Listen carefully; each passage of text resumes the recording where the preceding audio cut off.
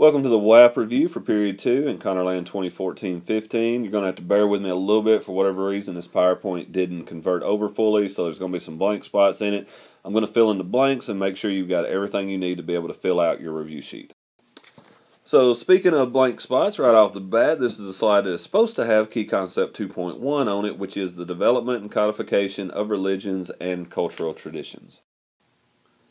The first question under this key concept is, in what ways did existing religions from the previous period develop? Remember, from period 1, we talked about three religions that really kind of got their start in period 1 and are really going to get going in period 2. And we're going to handle a couple of them here in Judaism and Hinduism. Remember, from period 1, the Vedic religion or scriptures that we talked about eventually becomes the Hindu religion, and the Hebrew monotheism from that period develops into Judaism. And Judaism develops with the codification or the writing of the Hebrew scriptures, which reflect the influence of Mesopotamian cultural and legal traditions. And the key words in here are cultural and legal. So what were these influences? Well, first of all, when it comes from a culture aspect, you see a lot of inspiration, or whatever you want to call it, or similarities between the flood stories that come from Mesopotamia that are recorded in the Epic of Gilgamesh and the flood story that is written down or codified in the Old Testament of the Bible. You also see, from a legal standpoint, in Hebrew law, some borrowing from the Code of Hammurabi and some of the similarities with that. The second answer to the question of how these religions continue to develop in period 2 is that you start to see the beginnings of the Jewish diaspora community. And you see this because well, first of all, you need to know what a diaspora or diaspora, however you want to pronounce it, what that is. And what it is a group of people living outside their ancestral homeland. And you start to see this with the Jews in 587 BCE, when the Babylonians basically conquered Judea and run them out. And from that point, you see these guys disperse or spread all throughout the Mediterranean region. And you see this even today. Alright, we move from Judaism over to the Vedic religion, which later becomes known as Hinduism. And remember, we're talking about how these things develop or change over time. At this point in this period, it begins to contribute to the development of the social roles of the caste system, which we associate with Hinduism. So, looking at it first, as far as the major characteristics of Hinduism, it's pretty basic stuff, and we looked at it in class, but there is no central founder or messiah in Hinduism. It is a very polytheistic religion. You don't have one single god that everybody worships. Also, you have the components of dharma and karma. Dharma refers to the role that everything plays in life, and karma refers to how your behavior and your attitudes and your actions during one life will impact how your next life goes. Alright, so taking a second and kicking back and looking at the caste system, you need to be aware of what the different levels of the caste system are, and they are as follows. At the top of the caste system, and also being comprised of the least amount of people in the society, were the Brahmins or the priests. Under that, you had the warriors, which were known as the Kshatriyas. Under that, you had the Vaishyas, who were the merchants and the landowners, kind of what we would consider to just be basic middle-class people today. Under that, you had Shudras, who were the servants and the people who were subordinate and basically waited on and catered to the levels above them. And then under them, you had a group that was both at the bottom of the social hierarchy, if you want to look at it like that, but also not even a part of the social hierarchy because they weren't deemed to be relevant enough to be a part of it. And these were the untouchables. These were the guys who had the lowest kinds of jobs, the worst lives while they lived. Now, speaking of the caste system, a couple more things in it. While people were alive, or while you were alive within this system, you had no hope of moving up or down the ladder. So whatever caste you were in during your life, you were locked in. Also, there was no intermixing among the castes. So you wouldn't see a Kshatriya marry a Shudra or anything like that. They just didn't roll like that.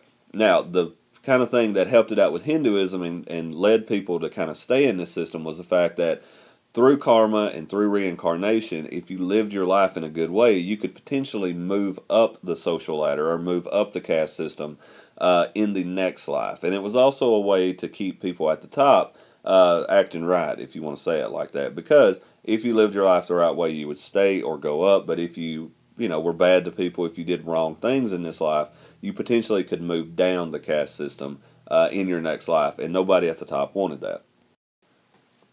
Moving on to point 2 under this key concept. Alright, so we've looked at the religions that developed during this period, so the ones that carry over from period 1. On top of that, we also have a lot of new belief systems and cultural traditions that developed during this period. And the first one we're going to look at is Buddhism. So, just the basic stuff, but the origins and the characteristics of Buddhism. Two things you need to know are the Four Noble Truths and the Eightfold Path. All right, so know under the Noble Truths, life is suffering. Suffering is caused by desire. There is no way out of suffering, and to get out of all this, you must follow the Eightfold Path. And the Eightfold Path is basically a guide on how to live your life, how to do the right things. And you can see, I know it's blurry and stuff, and you can look it up, but this is an example of what the Eightfold Path was. So the guy that really gets Buddhism going in India at this point is Emperor Ashoka of the Mauryan dynasty, and he was very instrumental in the popularization or the spread of Buddhism within India.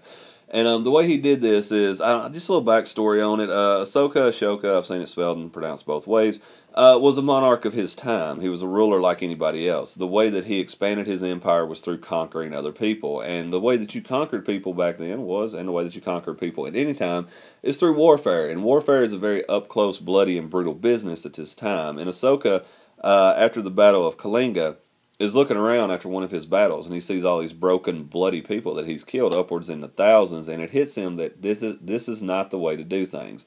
And he decides to change his ways, and he converts to Buddhism. And as he does this, he begins to spread it throughout India with his rock and pillar edicts, which were basically like the big highway road signs of the time. When people were traveling, they would see these statues, rocks, however you want to describe it, with the words of Ashoka and Buddha as well, and people, as they read these messages, began to kind of pick up on what he was trying to say and convert it over as well. So he was very instrumental in spreading Buddhism through India once again, which was not an easy thing to do at this time because Hinduism had this place pretty much on lockdown. So the initial spread of Buddhism completely up to this guy, or due to this guy. Here is a Venn diagram comparing Buddhism and Hinduism. Now, the key thing with this, you've got to remember, and you need to know the components of this because you'll have to compare and contrast them at some point. The key thing is this is in India, and the thing that shows you it's in India is the following phrase when you're looking at the similarities. And I'm not going through this whole thing. Y'all can do it yourself. But the no supreme being aspect of it. You'll notice when we get to China, and we've already talked about this, but as Buddhism spreads to China, Buddha becomes a deity. In other words, he becomes a god. But when you're looking at just strictly the Indian form of Buddhism, there is no supreme being in either one of these religions. A very important point to look at with any religion, belief system, or whatever it is how does it spread? How does it become popularized? And we've talked about how it spread within India. Now the question would be, how did Buddhism spread from India to other places? And it's very simple. It's due to two things, merchants and monks. And these were the guys who traveled along the Silk Road, which we'll talk about a little bit later, to places in China, in Southeast Asia, and other places, and they brought the message along with them, and as time goes on, people begin to convert over to it. Rolling on from Buddhism to Confucianism, we're going over to the East Asian philosophies right here. When you hear Confucianism, the first thing that needs to hit your head are the 5 relationships. Confucianism is not a religion, it's a philosophy, and it really comes about after the War and States period in China as a way to bring order to society. And that's really what Confucianism is based upon, is order, and these relationships play into that. So, the 5 relationships are, and I'm not going through them all, you can read it, but ruler to ruled, father to son, husband to wife, elder brother to younger brother, and elder friend to junior friend. So you need to know the components and the way that these relationships work. The next one is Taoism, as far as the core beliefs of it go. Look, it's all about balance. It's all about harmony with nature. That's where the yin-yang symbol comes from and all these things.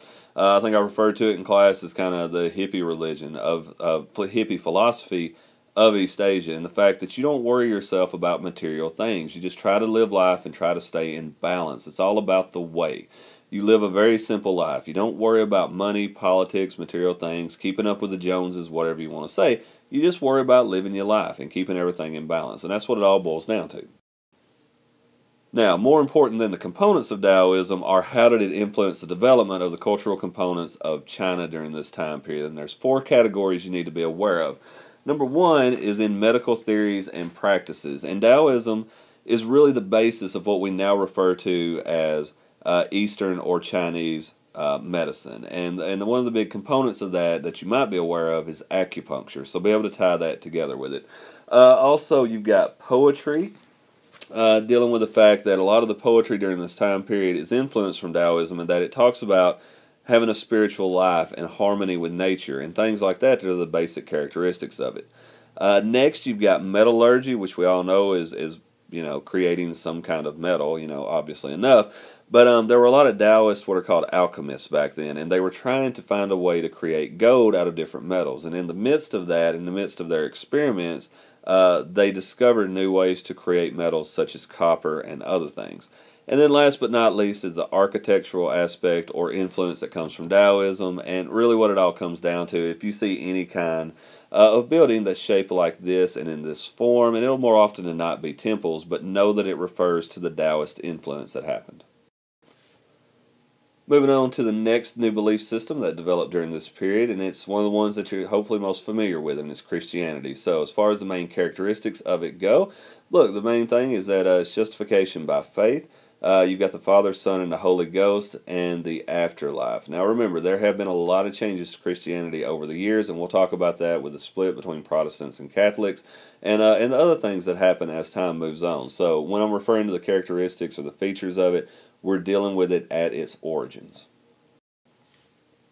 Saying it again, one of the most important aspects of these religions and belief systems that we'll talk about is how do they begin to spread after their origins and how do they become popular? Well, Christianity plays obviously into the Roman Empire, and it moves for just about the same reasons or due to the same factors as Buddhism, and the fact that you have missionaries, which would be kind of the equivalent of Buddhist monks, and merchants, which is the same thing.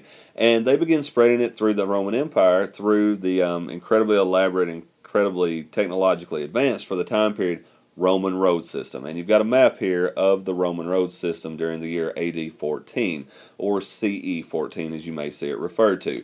So this is basically like the interstate highway system of ancient times, and because of that it was easy for people and ideas and goods to move throughout the Roman Empire, with just Christianity being one of the aspects of it.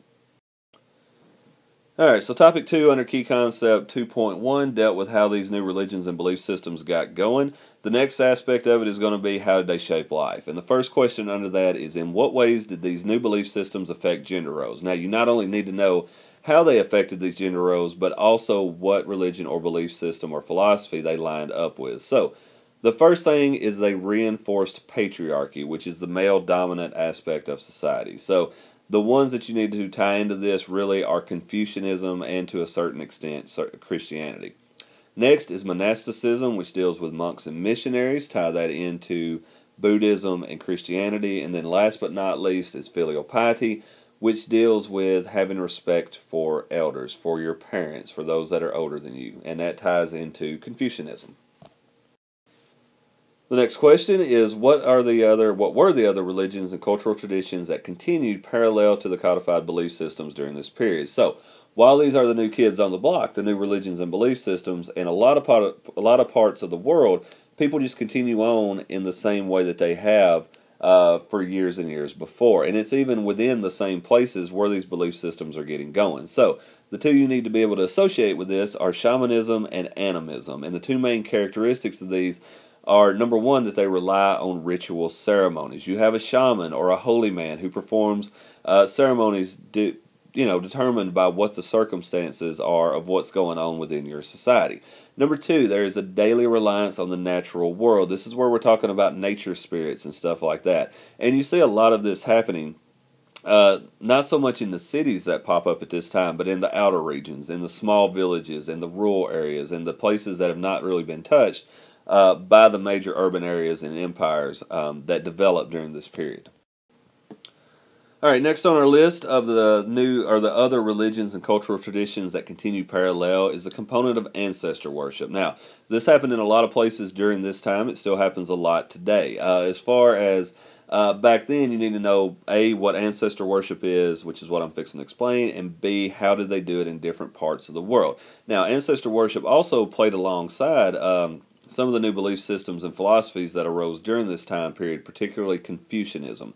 As far as what ancestor worship is, look, here's all it boils down to, guys. It's a thing where people believe that what happens to them on earth is determined by how their ancestors view how they're living their lives. So, just to break it down for you, if good things are happening to these people, then they think, or they believe that what they're doing on Earth is making their ancestors happy. It's making them smile down on them. So they're going to continue doing it. But on the flip side of that, if bad things or bad luck come their way, they believe that the way they're living their lives is making their ancestors mad, and they're the ones that are causing this bad fortune, luck, actions, whatever it is. So from their mind, they think that they need to change what they're doing to get their ancestors to smile down upon them again. So that's just a little sum up of what it is. As far as how people venerate their ancestors, in Africa they did things like build tombs and reburial ceremonies, where they would rebury their ancestors from time to time to show respect to them. In the Mediterranean, you saw things like giving offerings to a dead ancestor, and you saw this particularly in Rome. Also, you see this as a commonality among some of these places. They would show pictures or display images of deceased ancestors. As far as East Asia or China goes, they did kind of the same thing. They would give offerings. They would have visual representations, which you see down here. And then in the Andes, they would give tribute through sacrifice and prayer. So moving away from the belief systems, philosophies, and religions of this time, going to question 5, which is how did architecture and sculpture become culturally distinctive during this period? Look, probably all you're going to have to do on this is recognize a sculpture or an architectural component from this period. As far as India goes, you're going to see temples kind of in the Buddhist style, and in Greece and Rome, you're going to see what you see at the bottom, which is what we refer to as the classical style of architecture. And then in Mesoamerica, you're going to see temples as well. So I would almost bet you're going to see Greece and Rome. If you see buildings that look like this, be able to recognize it. Alright, so tying into the architecture of the time period, we also have the artwork and sculpture. And sculpture is kind of where we're going to focus our attention to this point. And you need to be aware of one very specific type of sculpture during this time period, and it's called Greco-Buddhist sculpture. Now, Greco-Buddhist sculpture comes from the conquest of Alexander the Great. When he starts running rampant around the Mediterranean and eventually works his way into India, there becomes a blending, a syncretism between Greek and Buddhist or Indian culture, and out of this you see the artwork represented. If you look at the sculpture located at the bottom here, you can see there are Buddhist or South Asian components to it, and there's also the Greek style of sculpture. So when you see something like this, be aware that it's an effect of the syncretism that comes from the interactions between Greek culture and Buddhist or Indian culture. Alright, so we made it out of Key Concept 2.1. I told you guys the first period was going to be the shortest one. I'm trying to do it as quickly as I can, but this is Key Concept 2.2, the development of states and empires. Alright, so here's a list of the empires and dynasties that you need to know from this period. I'm not going to go through every little chess component of these things because you've got them through the amazing presentations y'all did, and also I'm going to put up a sheet on the website to kind of supplement that to fill in the blanks. So, what you need to know first of all, the number of key states and empires grew dramatically in this period by imposing political unity. So you need to know where and what these empires are. And when it comes to Southwest Asia, which once again is kind of what we refer to as the Middle East and places westward, you have the Persian Empires, the Achaemenid, the Parthian, and the Sassanid. In East Asia or China, you have the Qin and Han empires. In South Asia or India, you have the Mauryan Gupta empires. In the Mediterranean region or around the Mediterranean Sea, you have Phoenicia, Greece, and Rome. And then moving over to our side of the world in Mesoamerica, which is basically Central America and Mexico, you have the Teotihuacan civilization and the Maya. And then in Andean South America, you have the Mochi. Alright, so above and beyond what we've talked about for question 2, you need to know what were the new techniques of imperial administration that were developed by these empires. So, when it all comes down to it, yes, you need to know the chess components, but you also need to know the overall themes that occur within and among these empires during this time period. So, number 1 for the answer to that question, rulers during this time period began to create administrative institutions or ways to run their government, to run their state, to run their dynasty or empire. So, as far as the examples of these, all of them in some way, shape, or form had centralized governments where power was at the top. There wasn't a lot of spread out of authority, I guess you could say. In a lot of cases, it was a one-man band. You also had elaborate legal systems come up as a way to kind of control the people who were members of the empire. And an example of this would be the 12 Tables, which was the legal code of Rome. And then along with that, you had bureaucracies, which were the levels of administration in these empires. And the best example of that is the civil service exam that came about in China. And the civil service exam was a test that people took to try to get jobs in the government. A very prestigious thing, something that brought a lot of honor to the family, and a very brutal test. In some ways, think of it as the ACT on steroids. All right, this thing lasts for days. It was all handwritten. There's no multiple choice, true, false, or anything that you deal with now on this exam. You basically had to write it all out for memorization. So it was a relatively hard thing to do. There does become corruption and other ways to get around it as we go. But just kind of know the basics of it, all right, that it was a way to get into government jobs. All right, so here's where we hit the blank slide portion of this presentation because for whatever reason this program did not convert over the PowerPoint, so just bear with me on this. Read along on your sheet, run it back as many times as you got to, but get all this information. So the second answer to that question for B is governments projected military power over large areas using a variety of techniques. So you need to know both that they did that and also examples of how they did that. So for the first one, you've got diplomacy, which is a way to kind of negotiate and work with people around you. Number two, you've got supply lines. If you're going to take over people, if you're going to exert military power over an area far from home, you've got to have a way to get your goods, your military supplies to your people. And to that end, to that reason, you have to have supply lines. You have to have some kind of organized way to do this. Number three, you have forts, defensive walls, and roads. Examples of this would be the Great Wall of China and also the Roman road system, which we've already talked about. And then last but not least, you draw military officers from local populations. So you staff your army with people from whom you have conquered. So you bring them in to try to give them a reason to work with you, because if they got something to lose, they're going to be less likely to rebel and to cause trouble against you once you leave. Okay, so know those components, listen to it as many times as you need to, but make sure you hammer these things down. Next on our blank slide tour 2014, under C, as another answer to this question, empires used the promotion of trade and economic integration to grow and maintain their empires. And the ways in which they did this were they built roads and they issued currency. All right, rolling on along, I think we've only got two more slides that are like this, so bear with me once again. This is under question 3. What were the social and economic dimensions that developed in imperial societies during this period? Two key words, social and economic. So you need to know not only what these dimensions were, but also how they fit into the social and economic characteristics of these societies. And the first thing we've got is under A. The first answer is the development of cities. And the roles of cities during this period were threefold. Number one, and it's not a lot different than it is now, guys, so you can draw a lot of parallels between cities 2,000 years ago and today. Number one, they were centers of trade and culture. Okay, this is where everything emanated or diffused from. So trade practices, trade items would always go through these places.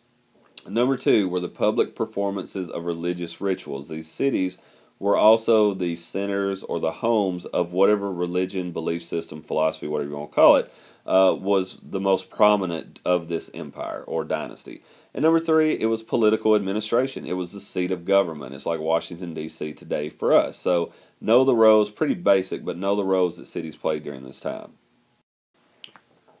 All right, next on the list, and there's, like I said, a couple more blank slides. I'm just going to roll down the paper, read it, you fill it out as we go.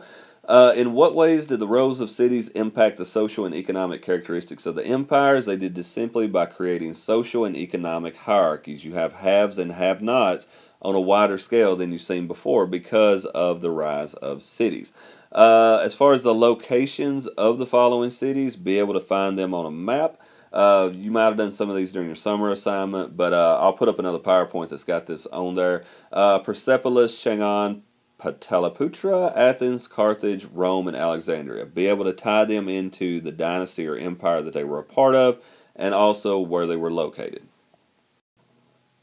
And last on this list, before we finally get back to pictures and words, which will probably be kind of nice for some of y'all, is the social structures of empires displayed hierarchies. We've been through social hierarchies, nothing too mind-blowing here, so take any chart that we've looked at all year and kind of lay it into the same thing. You've got, in no certain order, farmers, laborers, slaves, artisans, merchants, and elites.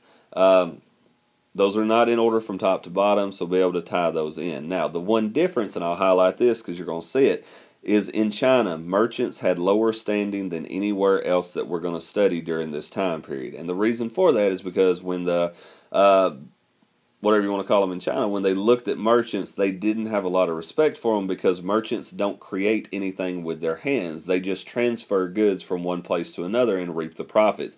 And in China, that was a little bit less of an honorable or desired position than in other places. So for that reason, they were lower on the hierarchy in China and East Asia than in other places. Alright, so our next component under the social and economic dimensions of these imperial societies, and look, we've got words and pictures back, yes. Alright, is how do they maintain their production of food? We're talking about the largest populations known to mankind up to this point, and you got to produce a lot of food to be able to feed these people. So, how did they get people to come over, or how did they force people to work on their farms, on their plantations, whatever you want to call it, and produce the food that would run the empire, and in particular the government and imperial aspect of it. So the first way is the corvée way of labor, and that deals with a lot of places, particularly China, but what it boils down to is it's unpaid labor imposed by the state on the peasants. Basically how it works is they say, okay, you live here, here's what's going to happen. A certain number of days per week or a certain number of days per year, you're going to come work for the government and help us with food production and other things like the building of monumental architecture, the building of roads, defensive walls, whatever it is. In other words, they don't get to work for themselves. They're going to work for free for the government. Along with that, you have slavery. We're going to deal with slavery off and on throughout this course. It kind of gets going on a larger scale here than before, but it's forced labor. All right, it's basically someone working under you forcibly, someone working under you to grow food, to work on other projects. Alright, so along with the components, the chess components of these empires and dynasties that you've looked at in class and also on this presentation, you also need to know the reasons for why these things disappeared. Why did they go out? Why did they fall? And in particular, we're looking at the Roman, Gupta, and Han empires and dynasties because, as you've hopefully figured out in class, there were a lot of similarities on how this happened. And it all kind of comes down to a couple components above and beyond what we've talked about. And the first reason is environmental damage, and it's because they're producing food, they're building stuff, they're extracting resources on a level that hasn't been seen before. And as they do this, it has severe impacts on the environment, leading to problems that contribute to their decline. So the four things you need to know about are deforestation, which is wiping out forest, desertification, which is where you farm the land so much in a dry, arid region, it goes back to desert and won't produce crops anymore. Soil erosion, which is basically wiping out the top level of the soil, which contains all the nutrients. Once you do that, and once that happens, you can't grow crops at the same level that you did before. And then silted rivers, which comes from this erosion. So your rivers don't flow as much as they did before, which leads to more drastic and more damaging flooding.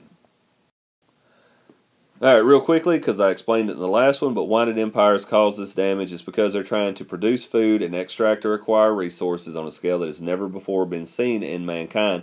And it's partly because of their huge populations and also because of the rise of cities. Alright, so the next question. How can the attempt to acquire resources lead to social tensions and economic difficulties? Well, as far as the social tensions go, it's pretty obvious. When people start exploiting resources and pulling all this stuff out of the ground, it leads to wealth for some people. And if you know anything, once people get money, they obviously want more money, so they're trying to produce more and more and more. And that ends up leading to the exploitation of laborers, including abuses and other things. So once that happens, it then leads to economic difficulties because there's only a finite number of a lot of the resources that they're trying to get. So once these things start going down, people start losing money, and it's one of those things that further leads to the instability of these empires and dynasties, which contributes to the fall of them over time. Along with these internal things that are going on with environmental problems that are happening, you also have a lot of external problems that are coming about because of security issues along the frontier, including the threat of invasions. And in a lot of places this happens because these places simply got too big. They didn't have enough people to protect all of their borders. So you need to know not only that this happens, but also who invaded each of the following empires. So when it comes to the Han, you've got the Xiongnu. When it comes to Gupta, you have what were known as the White Huns, and then when it comes to Rome, northern and eastern tribes, or quote-unquote barbarians, in the words of Romans, coming in to take them over, or to invade them. Alright, 2 key concepts down, 1 more to go. I promise I'm going to get through this as quickly as possible, and I appreciate you hanging with me, but key concept 2.3 deals with the emergence of trans-regional networks. So this is the first time we're going to talk about trade routes in this course. It's going to be a common theme throughout the rest of the year.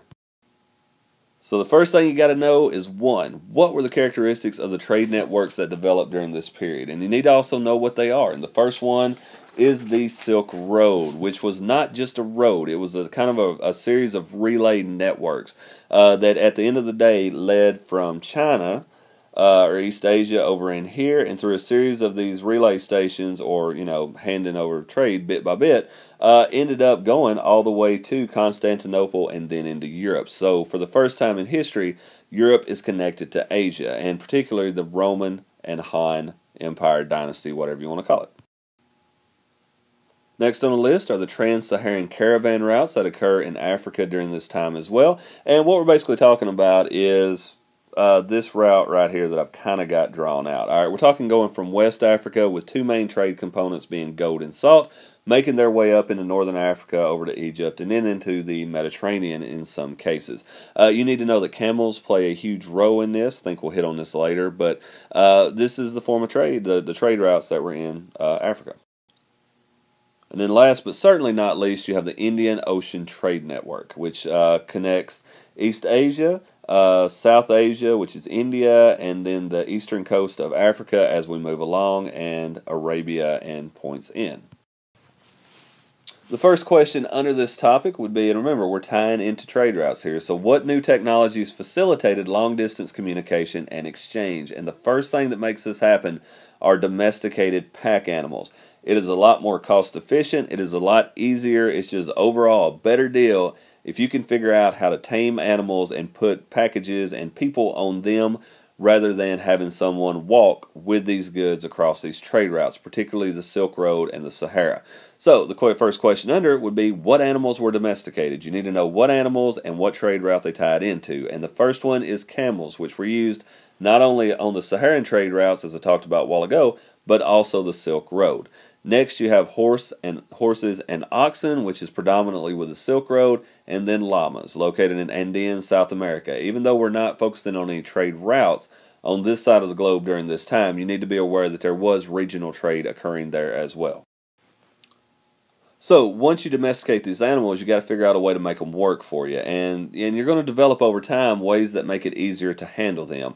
And the 3 components on this page tie into that. So yokes, saddles, and stirrups at this time, when they're developed and used to work with this trade, help with the control of the animal and help make trade a little bit easier and a little bit more to be done a little bit more quickly. Now, these innovations are just not happening along these land trade routes of the Silk Road and the Sahara. You also see it with maritime technology in the Indian Ocean. And when you see the word maritime, you need to be able to tie that into ships. So going with that, you begin to see the popularization and the innovations of lateen sails, dhow ships, and an advanced knowledge of monsoon winds. Monsoon winds are really what makes this thing go, because as you can see at the bottom, with the way that these things blow on a yearly pattern, certain parts or certain times of the year you have the winds blowing to the southwest from India towards the eastern coast of Africa and Arabia. And on other times you see it blowing from eastern Africa and Arabia into India. So once you could figure these out and figure out when they happen, you could plan your trips to be able to take goods from India and bring goods back. And out of this, India becomes what's known as a crossroads of trade in the Indian Ocean region, in the fact that goods coming from all places would end up in India at some point. So wrapping this up as quickly as possible because my voice is about to go out, under question 3 for key concept 2.3, what other exchanges occurred along these networks alongside the trading goods? So in other words, what did they trade? What got passed along and diffused other than actual products? And the first thing is crops and crop technology.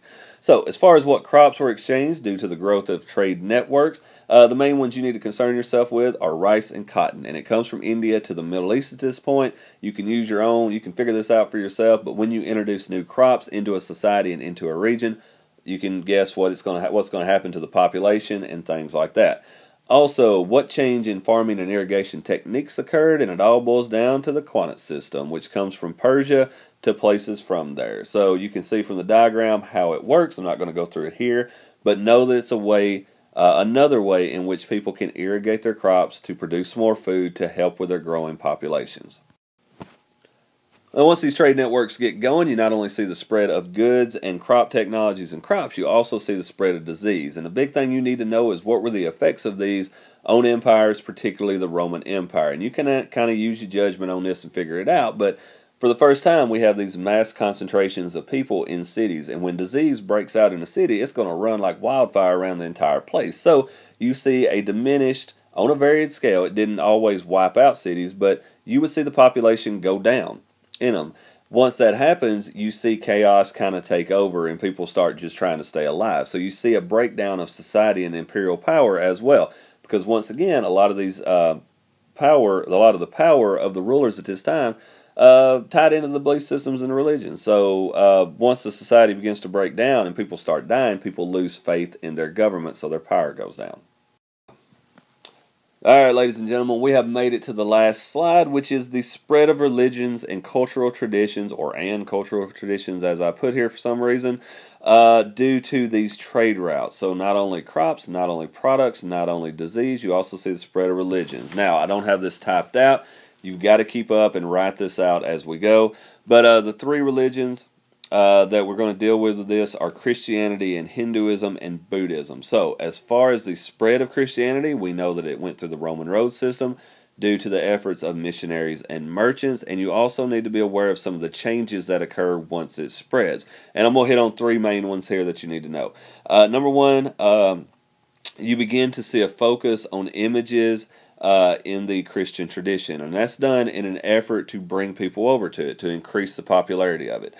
Second, you begin to see more organization and structure because of this spread.